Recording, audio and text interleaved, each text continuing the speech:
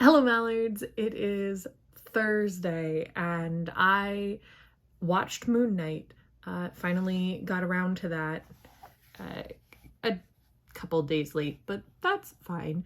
I will try to be more on top of it in the future. Honestly, I was caught up in other things and completely forgot that Moon Knight was coming out so soon. Like, I remember being excited when they announced it, and then I spaced it. So as we start this video, I want to preface it with two things. The first is that I know basically nothing about Moon Knight. Like, I know that he's got multiple personalities and that one of them is Mark Spector, and there's something with the possession of an Egyptian god, or maybe just an Egyptian person, but I think an Egyptian god, and that Mark Spector is a mercenary. And I know vaguely, like, the look, the, like, white outfit with the glowing white eyes, and that he uses moon-shaped throwing stars, I guess, throwing moons? I don't know. I know that from Marvel Future Revolution, my favorite game. So that is basically what I knew about Moon Knight going into this, and I decided I didn't want to learn anymore because I wanted to enjoy the show and just, like, absorb what the MCU has created, and then eventually I will get some comics recommended and I'll read those for today, and maybe in the future, instead of doing a rambling review, I'm gonna read you my live blog notes, the things that I thought of while I was watching the show, and maybe I'll go into a little bit of detail on them, maybe I won't, we'll see. The first thing I said is maybe I should have actually read something about Moon Knight before I started this, because really, what is happening? And that's because the show opens with what you eventually realize is Ethan Hawke's character, like, doing a ritual where he drinks a liquid from a glass, smashes the glass, puts the smashed glass into his sandals, and then puts the sandals on and walks with them. It seems like something he does often, so he probably just has tough feet. Plus, I read somewhere that, like, glass naturally wants to lay flat instead of, like, sharp. So if you're walking over broken glass, you're actually, like, less likely to get hurt than if you, like, slide on it because of the way that it lays. Maybe that's what works for him. Maybe he just has tough feet. Maybe he's just bleeding all over the place and he doesn't care. That worked for Bruce Willis in the Die Hard films, you know? He just made it work. Walked over glass in bare feet, and then he got rid of a bunch of terrorists. So who am I to judge? People can do what they want with glass and their feet. My next note is that the intro music that they chose with the regular Marvel Studios role is really strange, because it's like high octane video and really mellow music. And I did think that was funny. They have used different songs over the same role, but it's not usually as discordant as this is. But I've realized that that's kind of a thing that they do, because I have another note about that later on in the show. And I'm starting to warm up to the idea that part of what they're doing with the show to show the, like, conflicts of personality, I think, inhabiting the same body, is by creating these absolutely crazy scenes and then setting them to music that makes no sense.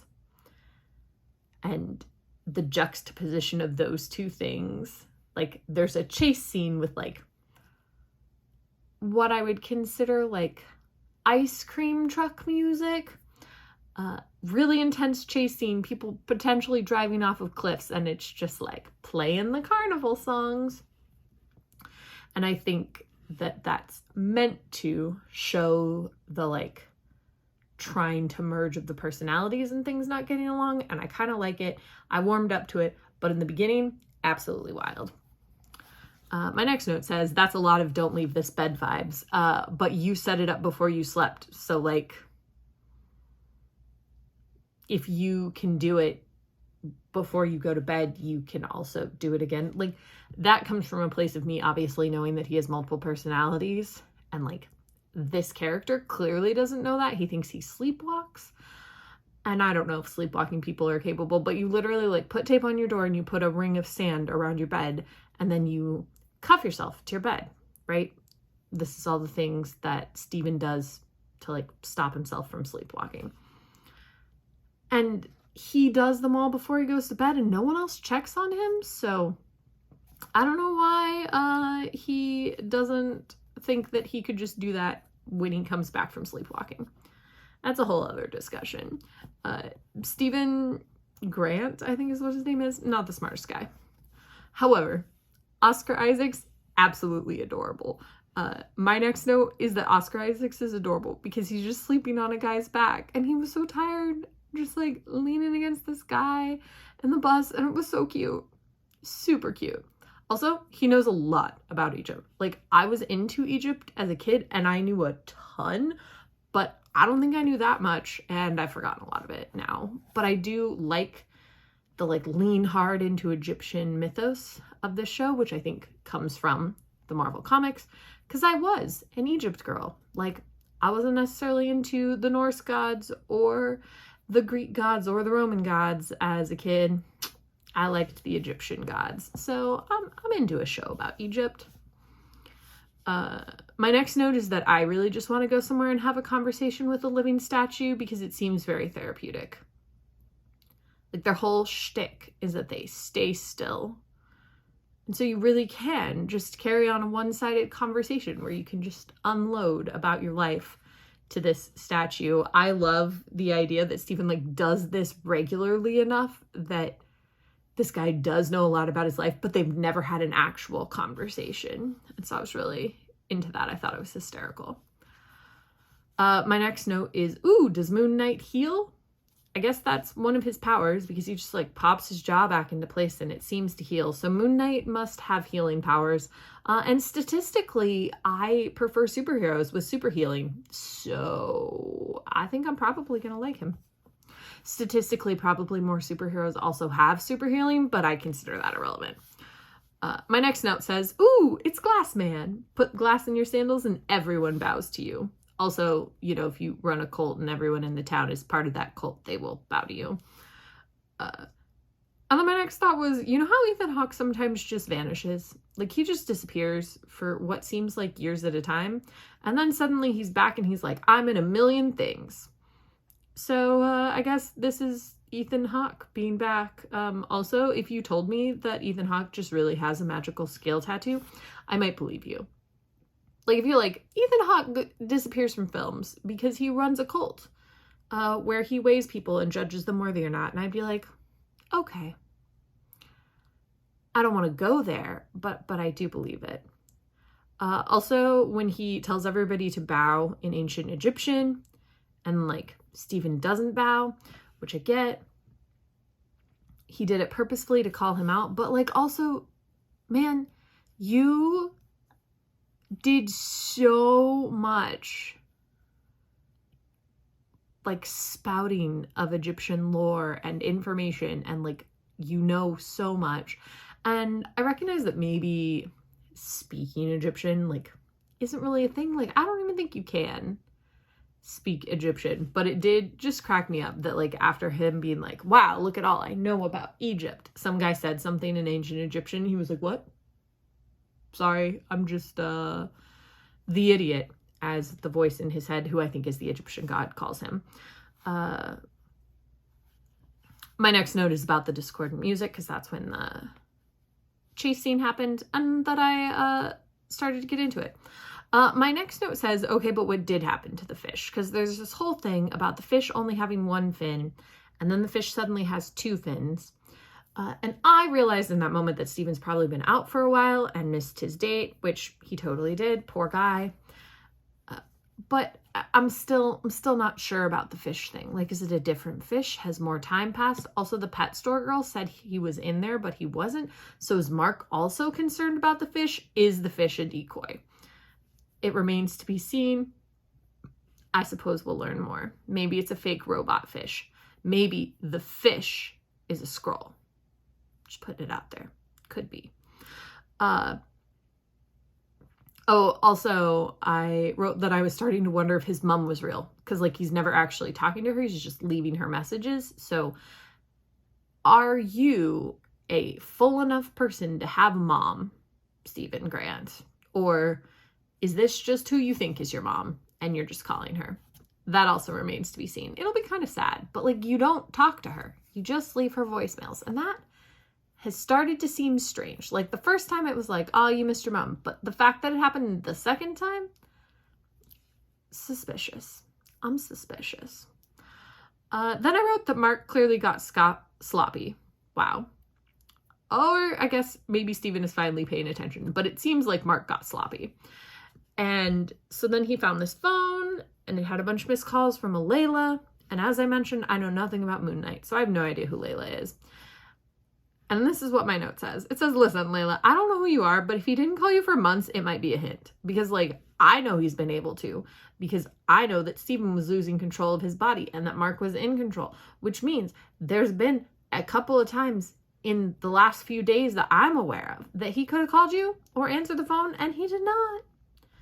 I think Layla's an important character, and she's going to, like, be in a lot of it, so they're clearly going to figure it out. But, like, girl, just let him be. And live your life. You're cooler than that. My next note is that clearly Stephen lives in the creepiest apartment building on the planet. Like, designed for a horror film. Somebody sat down and was like, how could I make this place scary? Perfect. I just want to build this as a set. Which also leads me to wondering, is that apartment building scene we saw a set, or is it an actual building just lit to be that way? I would like to know. Inquiring minds. Like, and also, do people now build buildings or structures in general with the thought that like maybe someday somebody would use it as a movie set? Like, should I build a building that looks haunted for the sole purpose of trying to encourage people to make a movie there? Welcome to completely divergent thoughts with Mallory. All right, back to Moon Knight. My next note is after the Ethan Hawke's character, whose name I think is Arthur. I will not remember characters yet unless I write them down. Shows up and then he's like, oh yeah, let me tell you about Amet, the crocodile-headed goddess who like weighs people's hearts in ancient Egypt. Basically she got tired of like waiting for people to die and she just wants to weigh their entire life and then do what needs to be done. So basically what I figured out is this is like Minority Report but Ancient Gods edition. The other thing that I thought was really funny is that this cult had several people that Stephen already knew in it, and yet Arthur was like, I can't believe you actually work at this museum. Dude, one of your followers is a security guard here. Like a security guard that Stephen knows the name of. He could have told you this dude works here. Also, if Mark, which I don't think he does, we'll get to that in a second. We're going to put that on hold. My next note is, that I'm really, really into the reflection play, which is a common trope in like dissociative identity disorder, multiple personalities, anything like that. Possession is the idea that when you look in a mirror, like what looks back at you is doing different things than you. And so it's tropey, but that doesn't mean that it's not effective and that I don't like it, because I like it. My next note says, oh, what a reveal. And that's true. The reveal of the Moon Knight character and like the bandages wrapping and then him beating up this ancient Egyptian equivalent of a hellhound was really cool. Like, I am intrigued. The episode was great. I am ready for the next one. I am hooked. Also, y'all, these credits are just going so hard. Like, I will forever be disappointed by other TV show credits because the credits, chef's kiss, top notch. Okay, so getting back to that small tangent that I went off on, we're going to talk about it briefly, and that is that Mark Spector maybe only looks like Moon Knight. So like he always is wrapped in bandages, or does he sometimes just look like Stephen except like better dressed? Because somehow Stephen asked out a girl who's gonna go on a date with him, but he doesn't remember doing it, which leads me to believe that Mark did it. Or maybe there are more personalities. Like I said, I know nothing about Moon Knight, right? So Mark did it, which means that sometimes Mark just looks like Steven. And if that's the case, then I don't understand how I'm a cult follower museum guard, like, didn't put things together. Or was he looking all like Moon Knight when he like broke into the place where he stole the scarab?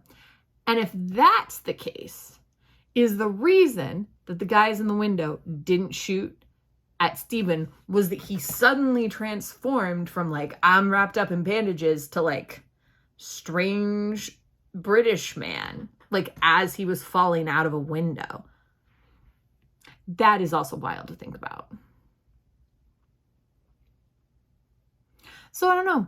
I'll wait for the next episode to find out if sometimes Mark Spector looks like a person or if he only looks like he's wrapped up in bandages. And if he only looks like he's wrapped up in bandages, who asked the girl at the museum on the date? All this and more may or may not be answered in upcoming episodes of Moon Knight and in future vlogs. I hope you enjoyed this. Let me know if me rambling based on my as I watched it notes is a good way to do this or a terrible way to do this. Also, let me know what you think about the mini tangents I went on, and I will see you tomorrow.